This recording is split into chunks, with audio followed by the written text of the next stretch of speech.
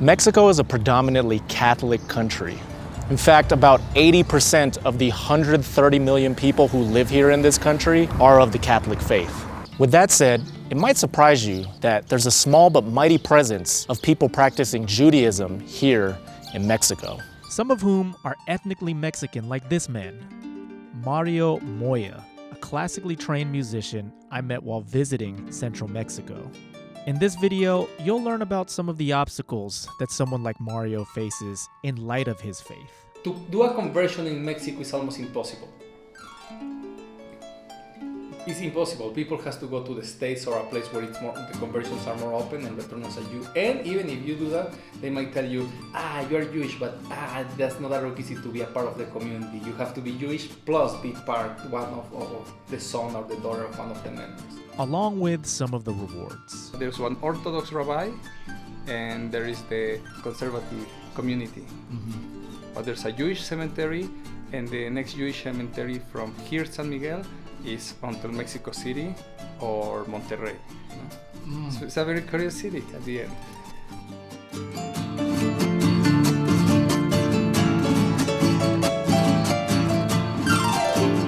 Mario grew up in San Miguel de Allende, which was named a UNESCO World Heritage Site in 2008. It's known for its picturesque cobblestone streets and Spanish colonial architecture with Baroque and Neo-Gothic influences. How long have you lived here? I was raised in this neighborhood. Oh, really? Yes, actually, I lived here with my grandfather since I was 15 years old, but in another apartment. I was born in another neighborhood, but I lived here since I was 3. Then I went to do my career, and I returned here 4 years ago. And I immediately met my wife, and now I have a daughter. This is your daughter's. That's my daughter's paintings. Not the horse. It's the only thing she will do. But I like this one. This is also my daughter. This is what my wife does lately.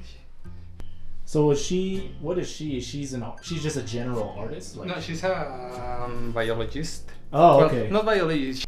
She has a bachelor's in biology or natural sciences, something like that. Oh, okay.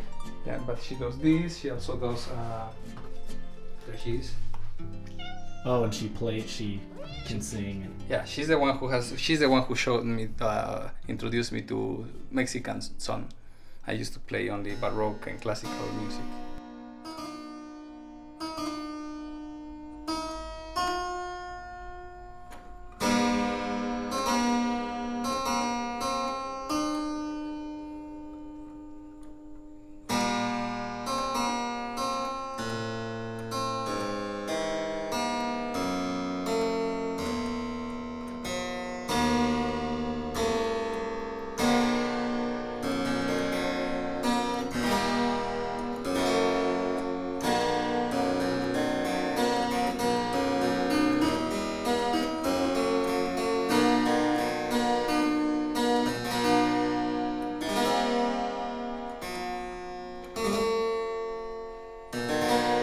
So I dedicated most of the time to do that, develop different skills, and then when I met my wife, that's when I received the other side that was lacking in me as a person and as a human and as a Mexican and as a musician. It's like, how can you be a Mexican and don't play one single Mexican piece, you know? And she showed me not from her perspective, but from the Mexican folk point of view. And then I learned many things about popular music. I was in contact with Mexican folk music, but not seen from the classical perspective. You know, we should take an arrangement and you play it how you think it should be played. Mm-hmm. Traditional music is like that. Folk music requires you to sometimes do things that are prohibited in classical music. Yes. To get that sonority. And for many years I always did that, but now I understood a little bit, and this CD is what's going to show. Is my experience with that music.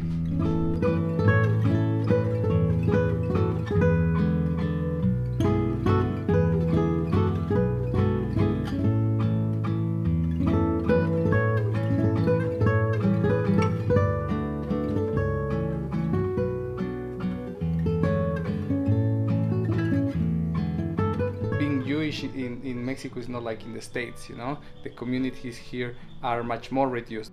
Here in San Miguel, there's an estimate of about 1,200 Jews, you know, from which all of those probably 95% are non-religious. Mario was not born Jewish.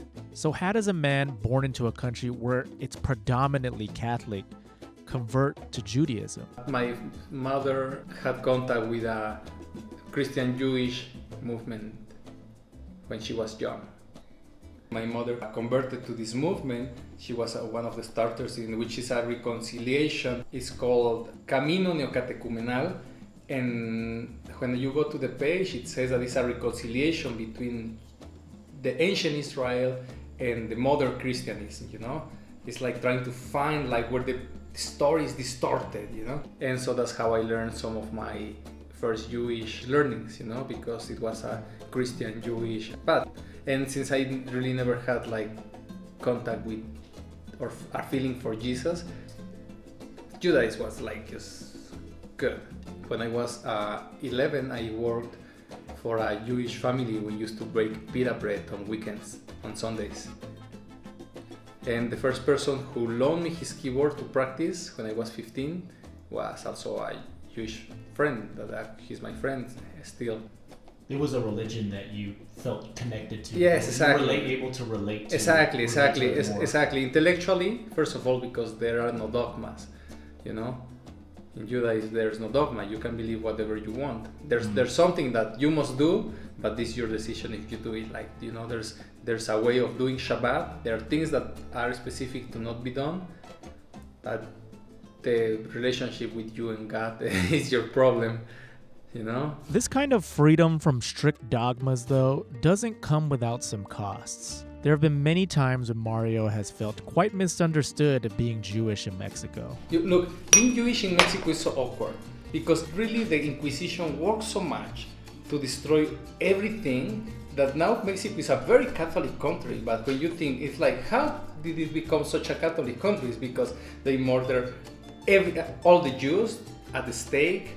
You know, anyone who had a different thought or a different point of view that was not the Catholic way, the decent Catholic way, you know, was eradicated from Mexico, was destroyed, you know. Now it's important for us to add some context to what Mario is saying here. The Spanish Inquisition was a judicial institution that lasted between the 15th and 19th centuries. It was established by the Catholic monarchs of Spain, Queen Isabella I and King Ferdinand II, who wanted to maintain Catholic orthodoxy and combat religious heresy. But in practice, the Inquisition was more about consolidating the power in their monarchy, and it resulted in widespread death and suffering for anyone who wasn't Catholic in Spain. The Inquisition extended into its colonies around the world, including Mexico, where around the same time, Hernán Cortés went to work conquering and toppling the Aztec Empire.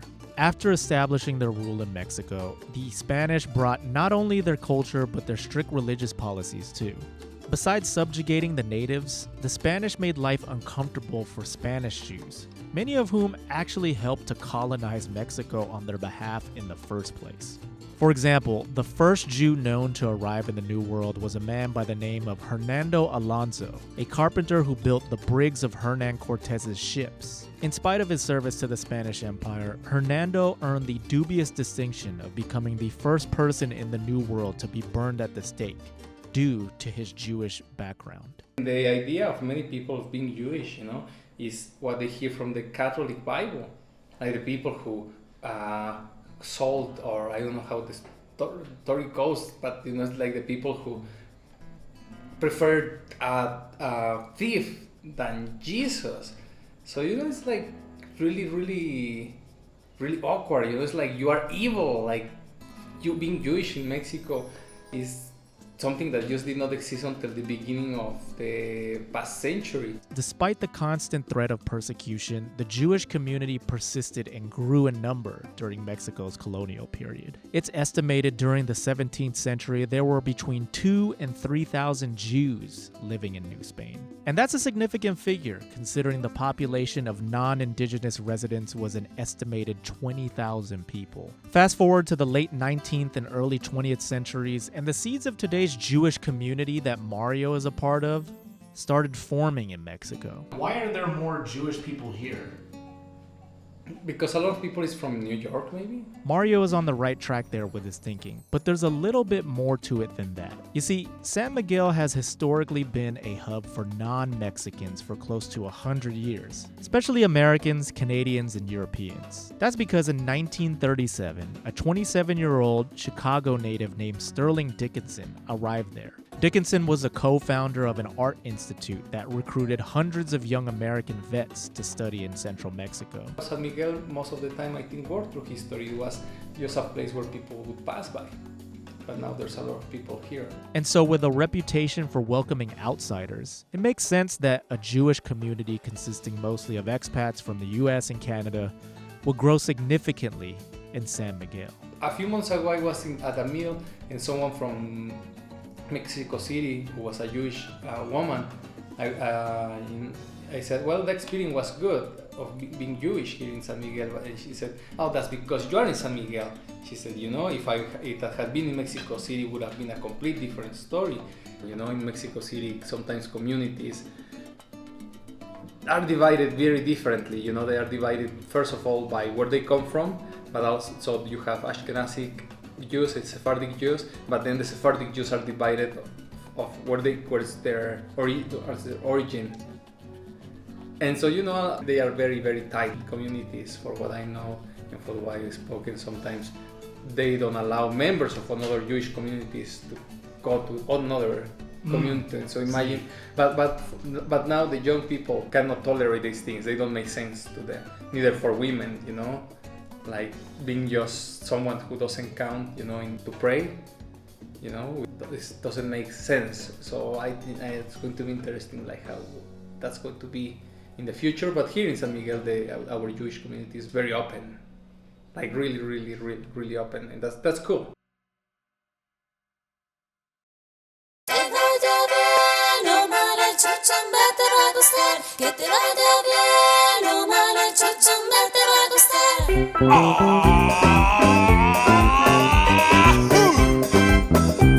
Pensaron que estaba muerto, pues no, estoy más vivo que nunca.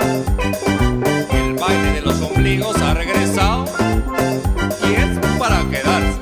In the first quarter of the 1700s, in Veracruz and in different places, there was a demand before the Inquisition, because there was a song, you know, a tune called El Chuchumbe that was going around, and it was making the people, you know, like it said that it was not a decent music. I wanted to do my own version, putting my own lyrics, except the chorus of the song, which says que te vaya bien, que te vaya mal, el chuchumbe te va a gustar.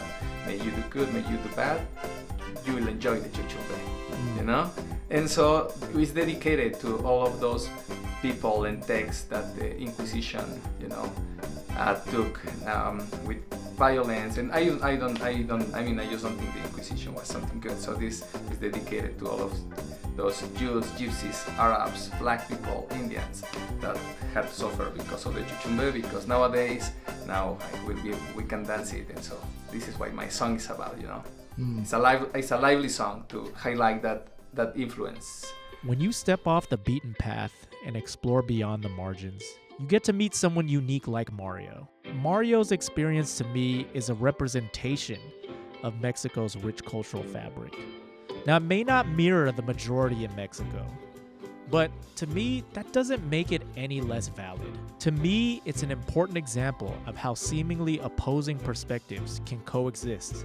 And this matters, especially in an increasingly polarizing world of us versus them. Stories like Mario's make me optimistic. I hope watching this video does the same for you. So what do you find surprising about this story? I'd love to hear from you. Let me know in the comments. For those of you that are new around here, my name is John Santiago and I am the creator behind this YouTube channel, World of Nuance. And if you liked what you watched and want to support the channel, one of the best ways you can obviously do that is by hitting the subscribe button. But also, another thing you can do is just share this video with a family member or a friend who would find the content useful or valuable. Thanks so much for watching, and until next time, take care.